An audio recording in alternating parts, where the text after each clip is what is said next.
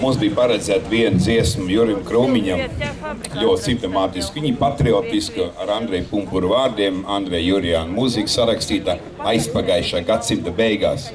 Un saucās, kas īstens latvietis. Nu, diemžēl, varbūt kāds pateiks, ka es redzu, ja daži deputāti vēl ir atnākuši, ka mēs veltījām viņam šo dziesmu. Un tā kā mums ir rīt koncerti, parīt radio ieraksts, tad nav visi atnākuši no darba un saudzies savus balss, bet mēs tā klusiņām nodziedāsim vienu pantu kā veltījumu.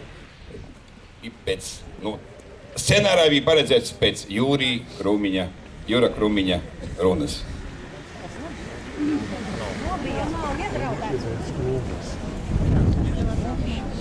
Kungs spēks un drosmēs ir divi, nav bail no pretniekam.